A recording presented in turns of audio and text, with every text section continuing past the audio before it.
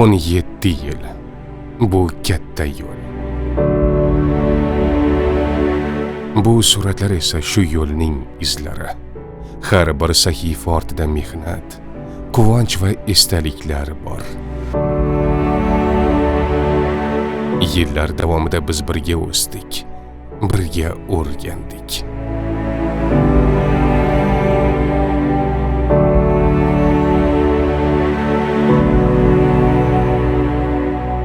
Ba'zilar ketdi, yangilar keldi. Ammo bu ruh o'zgarmadi.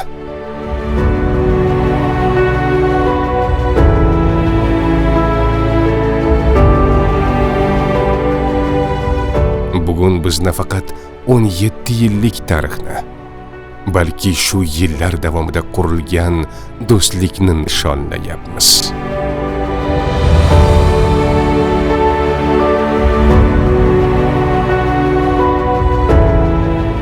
Va bugun Akbar Rich tarixining navbatdagi g'ururli sahifasi.